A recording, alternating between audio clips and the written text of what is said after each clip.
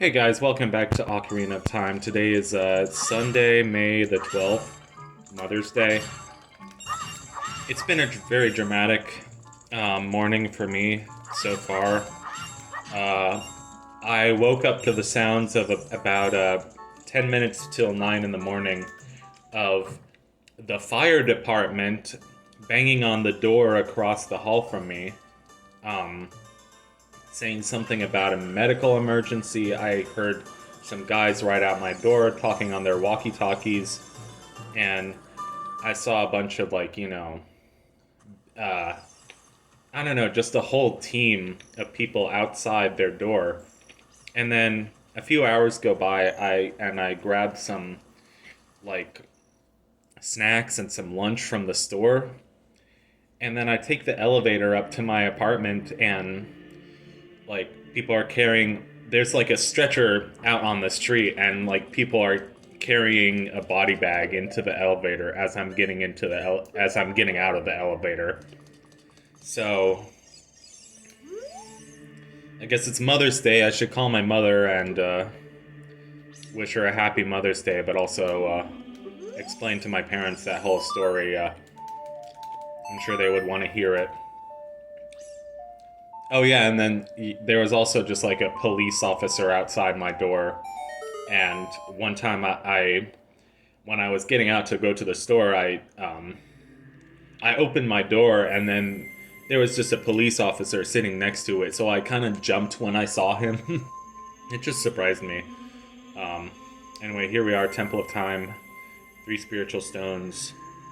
Um, yeah, I still don't know what happened to that person.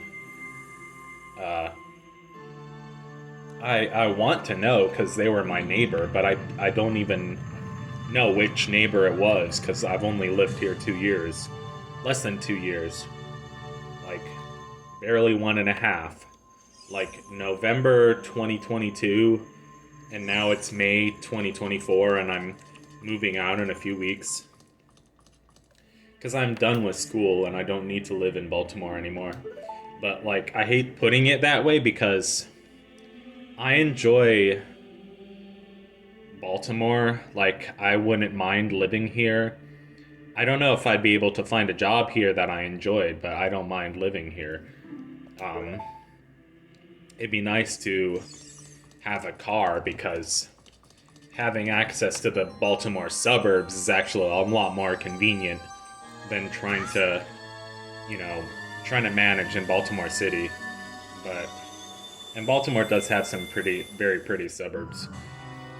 Here's the big moment when Ganondorf is like, sorry, I'm chewing on a cough drop, so that's why I'm like, you're hearing crunching noises. As I thought you held the keys to the door of time. You have led me to the gates of the sacred realm. I always feel so bad when this happens. Like, I know it's gonna happen and I wish I could stop it from happening, but there's nothing you can do. That's one of the biggest tragedies in life is sometimes there are things that, like, you can't stop from happening, or, once they happen, you can't undo them. Like a breakup. You can't really undo a breakup. I mean, there's people who have gotten back together. Like, I know some of my friends have gotten back together with their ex, and, their breakup was more just like a pause in the relationship. I don't know. It's hard because, she meant a lot to me, and I talked about her in a lot of my videos for the past year or so as we were dating. Like that one time that she let me crash because my key got, like, I jammed like the wrong key into my building's front lock, and because of the cold weather the key got stuck in there and we couldn't get it out no matter how much WD-40. And then the building, like, billed me for quote unquote the damages to the front lock because my key was stuck in there, and they had to, yeah, anyway. I don't think anybody liked our building's old management, and we just changed management, so I don't know if anybody likes the new management either. And they're funny because they gave some people like in-unit washers and dryers, but not other people. So I was lucky enough to get an in-unit washer and dryer, which the building just gave me. I didn't have to pay for. But then my dryer stopped working, you know. I don't know if it had anything to do with like the time I threw a fit and banged my head on my dryer door. You know, if that like somehow severed the electricity connection, you know, or maybe it's just an old fucking dryer. Excuse my language. Sorry. My power has only little influence, even in this sacred realm. Yeah, look at this. Look at this fat guy. His name is Raru, and it's such a funny name. So, like, the interesting, like, you know, the Ocarina of Time iceberg is that there's lots of interesting things. Like, you see, like, the 6 spiritual stones, but you know, as you play through the game, that there's 5 adult temples. But the theory is that the Temple of Light was actually supposed to be the first temple and not the Forest Temple, but they scrapped it. Ah, my nostrils are screwed up. Not really, they're fine. So we get the first spiritual stone in the game. I was gonna sing and then I didn't know what I was singing.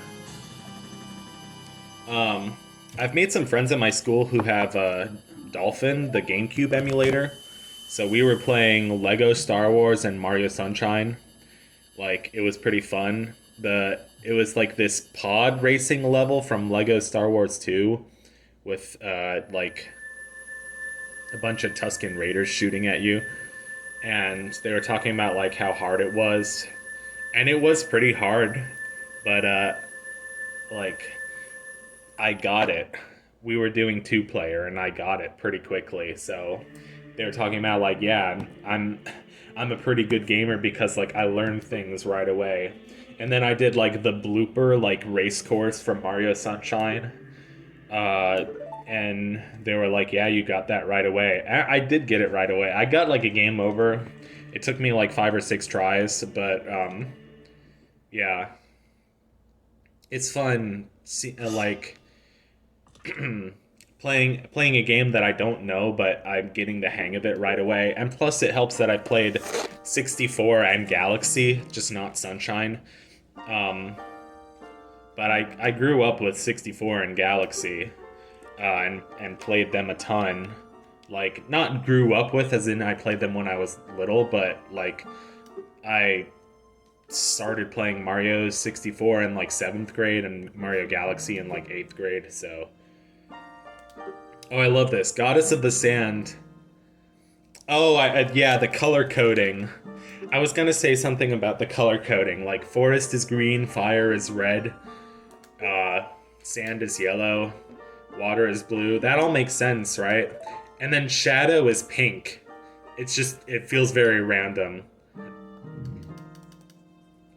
They could have made shadow black, and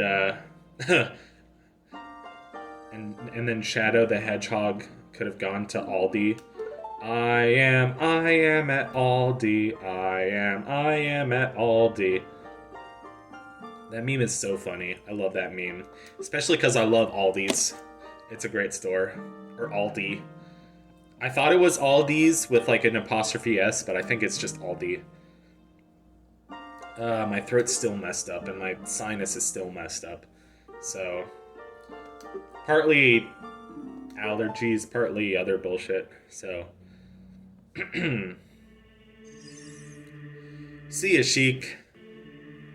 And then this is where I stopped recording the other day, and then recorded some more this morning, because I was like, oh, I need some more shit to fill up an episode. You know. New year, same shit. Same shit, different story. No, wait. I don't know. Same shit, different toilet. No, I'm kidding. Think you the shit, bitch? You're not even the fart. I love. Oh God, it's so like dismal. Like when you come to Castletown for the first time after getting the Master Sword, it's terrible. It looks like something out of a Castlevania game. It looks like some parts of Baltimore, honestly. Everything's just crumbling. Like all the people have been turned into zombies. It's like a genuinely one of the most disturbing parts about like playing Ocarina of Time for the first time, and I'll never forget how I felt the first time I played this game. So yeah, welcome to Adult Link. Um, as everyone knows, once you turn an adult, you have more problems, and that goes for Legend of Zelda too. I was with Yonder with same group of friends. They were talking about like how uh, how Ocarina of Time is annoying because it splits the Zelda timeline into three. But like I don't really care about stuff like that. Like fans are obsessed with the timeline or whatever. Like Uber fans are like they know all the lore behind Legend of Zelda. I mean, I know all the lore behind Five Nights at Freddy's because I'm autistic. No, I don't know if I'm autistic or if I have like a very light touch of the tism, or if I can even say touch of the tism because it'll be like, oh my god, the autistic community owns that phrase, which like they should. I mean, if if they were the ones who like made up the phrases like touch of the tism and are you acoustic and used it as like an positive, like affirming, like way of being within the group, and then other people are using it as kind of like a negative thing, like making fun of them, then that's just not right. That's appropriation. It's not appropriation for like a racial thing or whatever. But like people do appropriate racial things, like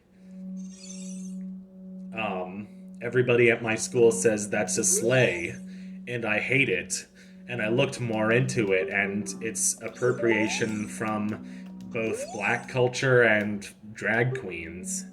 And it's like, are all of you girls trying to be drag queens? I get that there's like a quite a few bisexual people at my school, but that still doesn't give them that doesn't justify. I don't know. My big thing is just that it's annoying. But maybe that just means that I hate women. I don't know. It's just annoying because guys say it too. But it's really the women who started it. It's a very strange culture.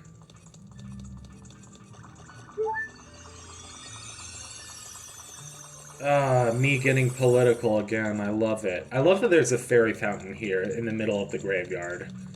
It's like, and then we come back to like this creepy music and this like tomb atmosphere. Tomb Raider X Hero Wars. Oh my goodness. The mobile game brain rot these days is not to be trifled with. Anyway, next time on Macaroni of Time, we're going to be doing the Dompe race, which will be fun. So see you guys then, and I hope you have a good day.